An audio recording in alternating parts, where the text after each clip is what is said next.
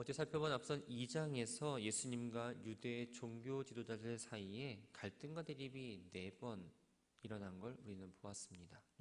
오늘 살펴볼 이 3장은 이러한 갈등과 대립이 더 심화되는 걸 보게 됩니다.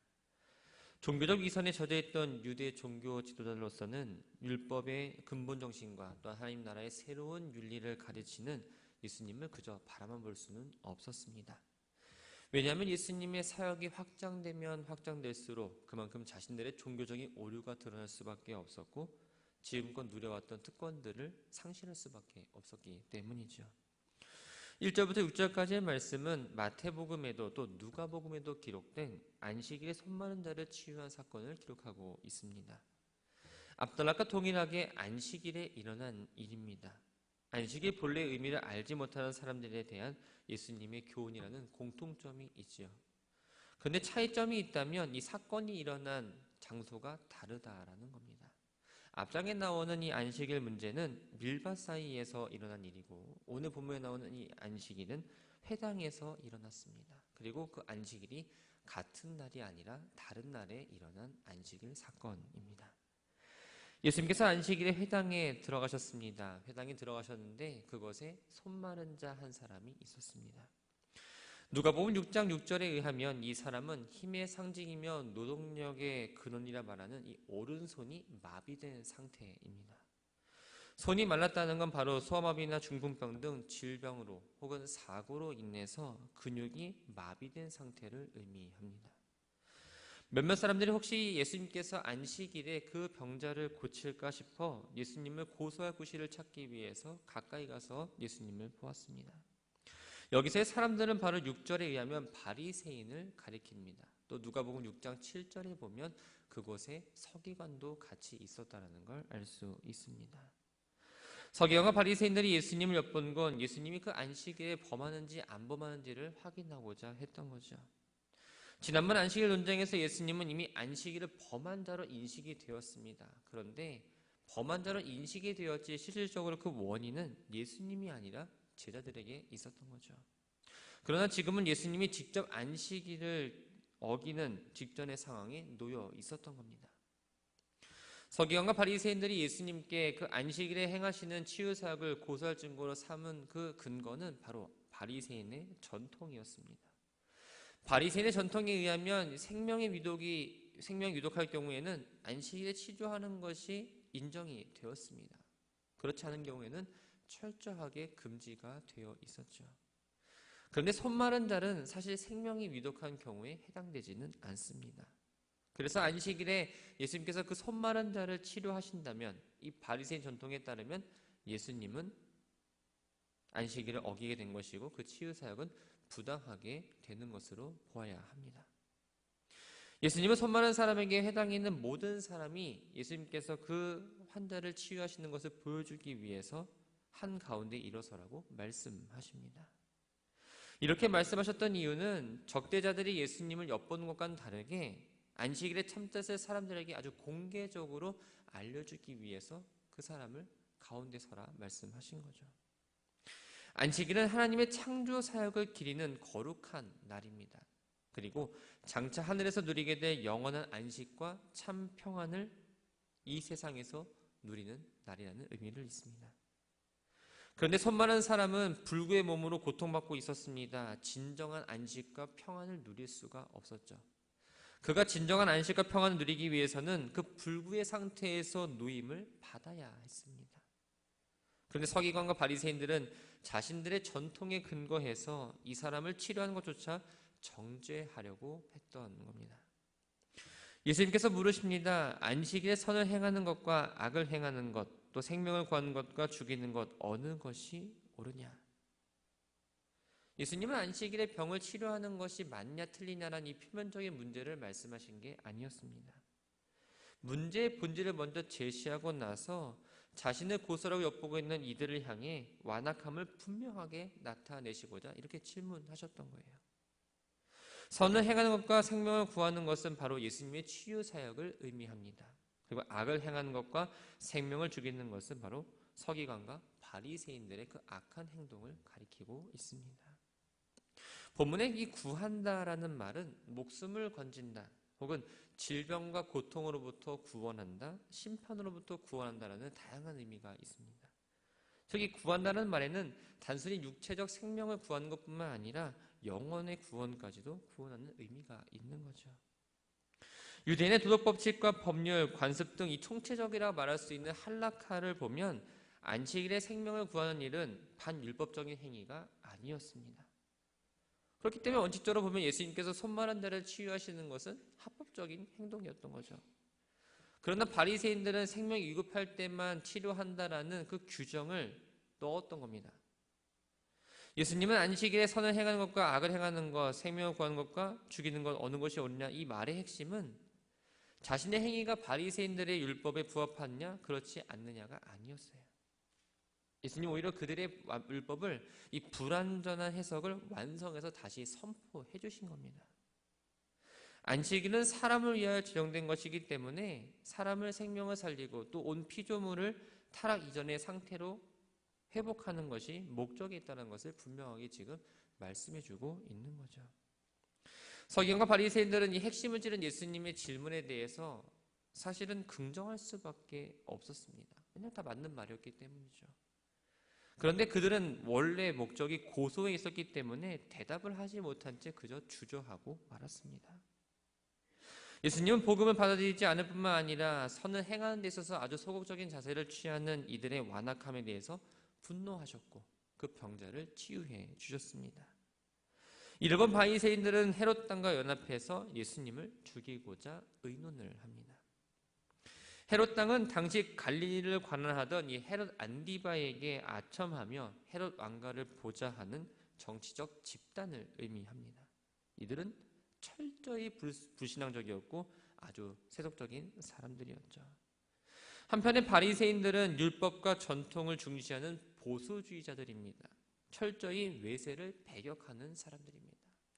어찌 보면 이 무리들은 전혀 합할 수 없는 무리입니다.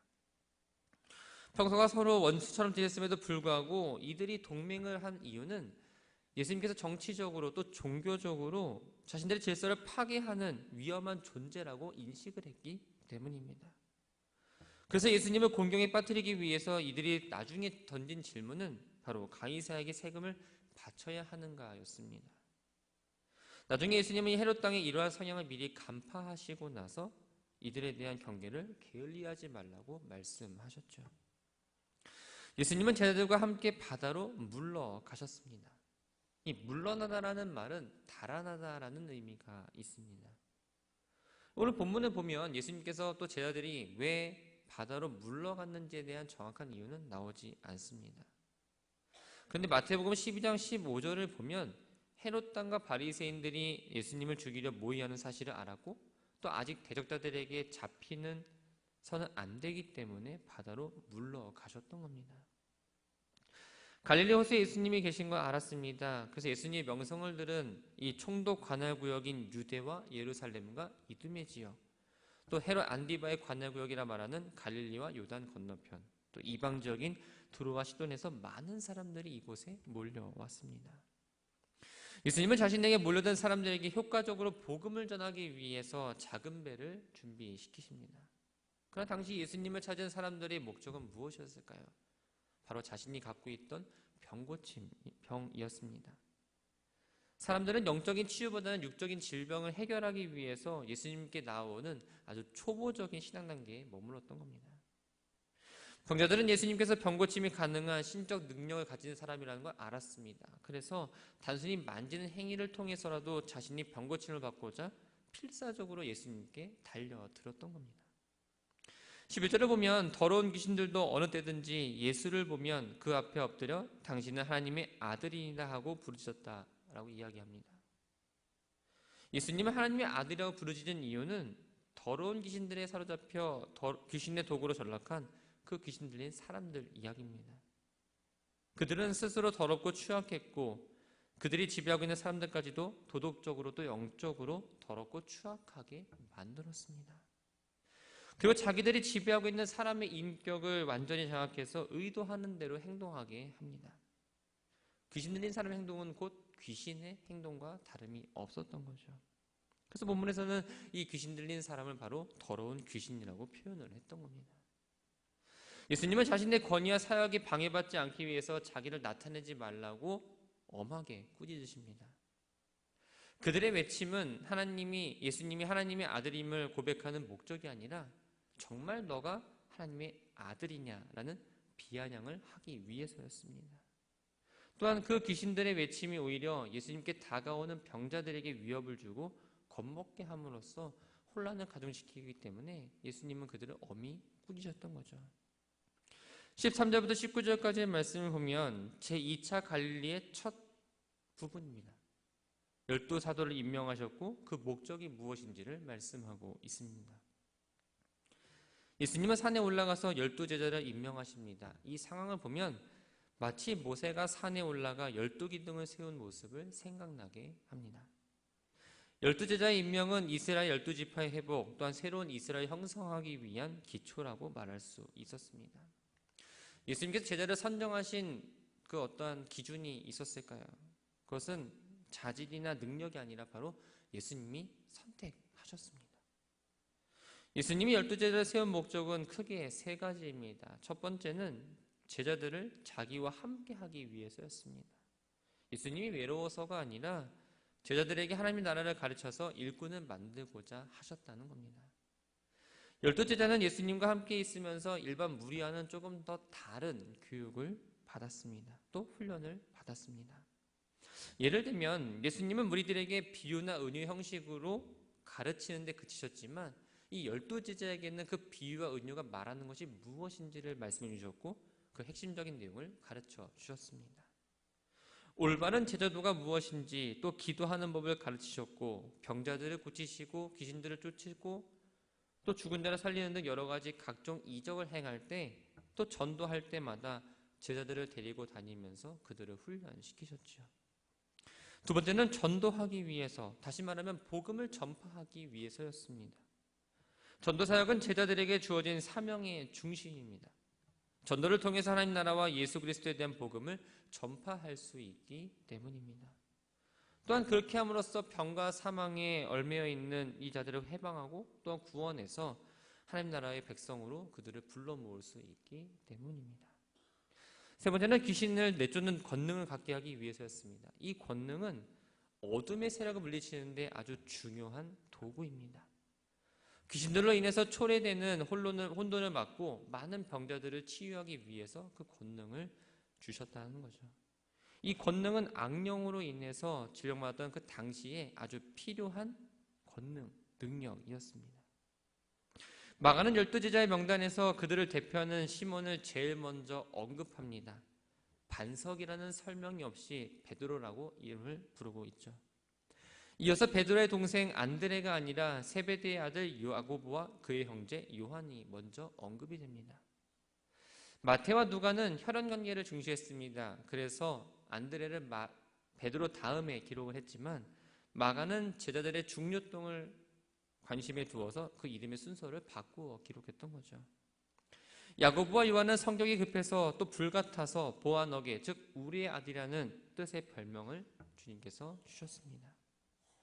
빌립은 베드로, 야고보와 함께 베세다 출신이면서 어부입니다. 그 이름의 특징은 헬라식 이름을 가지고 있었고 나다나엘을 전도한 사람입니다. 바돌로메는 돌로메의 아들이라는 이름으로 빌립에 의해서 전도된 나다나엘의 다른 이름이죠. 마태는 원래 레이라는 이름을 갖고 있었습니다. 그런데 예수님께서 부르신 이후에 자신의 모든 걸 버리고 과거의 삶을 회개하고 변화되어서 마태라는 이름을 받게 됩니다. 도마는 요한에 따르면 디두모, 즉 쌍둥이라는 별명을 갖고 있습니다. 도마가 한 말 가운데에 좀 유명한 말을 좀 꼽자면 우리도 주와 함께 죽으러 가자입니다. 이 말을 통해서 예수님에 대한 충성을 나타냈습니다. 그러나 부활한 예수님이 그 앞에 나타났을 때에 부활의 사실을 믿지 못하죠. 그러면서 예수님의 손 못자국과 옆구리의 창자국을 확인한 것을 믿었던 사람이었습니다. 알페오의 아들 야고보는 세베대 아들 야고보와 구별하기 위해서 작은 야고보라고 불립니다. 다데오는 예수를 판 가룟 유다와 구별되는 다른 유다라는 이름을 갖고 있었고 다른 성경에는 야고보의 아들이라고 소개되기도 합니다. 시몬을 수식하는 가나나이는 열심을 뜻하는 이 카나라는 단어에서 유래됐는데 열심당원의 의미하면 진롯과 같은 의미입니다. 즉 시몬은 열심당원이었고 반로마주의자였다는 걸 알 수 있습니다. 마지막으로 가룟 유다가 언급이 되죠. 이 유다는 찬송함이라는 뜻을 갖고 있습니다. 근데 이름과는 다르게 물욕에 사로잡혀서 스승을 팔아먹는 행위를 합니다. 그래서 다른 제자들과는 다르게 예수를 판다라는 그 불명예스러운 호칭이 계속적으로 붙어 소개가 되고 있고 그 가룟 유다라는 이름은 배반자의 대명사가 되었습니다. 오늘 주신 말씀을 정리합니다. 예수님은 자질이나 능력으로 제자를 세우시지 않았습니다. 예수님께서 원하시는 자들을 제자로 부르셨죠. 예수님 단지 그들을 사역시키기 위해서 부르신 게 아니었습니다. 그들과 함께 하시기 위해서, 그들을 사랑하시기 위해서 부르셨습니다. 예수님이 우리를 부른 이유도 다르지 않습니다. 내가 어떤 능력을 갖췄기 때문에, 자질이 있기 때문에 부르신 게 아니라는 거죠. 우리와 함께 해주시려고 우리를 부르셨습니다. 그렇기 때문에 우리가 예수님을 따라야 하는 이유도 그와 같아야 합니다. 우리 모두는 예수님의 제자라고 이야기합니다. 그러나 명목상 제자가 있는가 하면 삶과 인격이 예수님을 닮은 참된 제자도 있습니다. 과연 나는 어디에 속한 제자일까요? 불순한 의도로 예수님을 따르거나 예수님을 제대로 따르지 않는다면 우리가 이 시대를 살아가는 가룟 유다와 다르지 않습니다. 바라기는 예수님을 더 깊이 알고 예수님을 닮기 위해서 노력하며 믿음의 길을 걸어가시기 바랍니다. 예수님을 더 깊이 알려면 말씀을 더욱더 깊이 묵상해야겠지요. 예수님을 닮기 위해서 살아가려면 그 말씀이 내 안에 심겨 있고 말씀이 내 손과 발로 재해석되어야 합니다. 예수님을 따르기 위해서 삶의 목표와 우선순위를 바꾸고 주님을 따라갔던 제자들처럼 우리들의 삶의 목표와 삶의 방식도 변화되어야 합니다. 그러면 주님의 말씀에 순종해야 되고 그리하실지라도 아멘하고 나아가는 게 참된 제자의 모습입니다. 바라기는 이 시간 우리가 함께 말씀을 듣고 기도하면서 주시는 음성이 있다면 그 음성에 순종함으로 나아가시기 바랍니다. 그래서 이 기도의 시간, 이 말씀을 듣는 시간이 나의 삶을 변화시키는 준비하는 시간, 또 오늘 한날을 시작하는 데 필요한 그 준비를 하는 시간으로 삼는 우리 모두가 되기를 주님의 이름으로 축원합니다.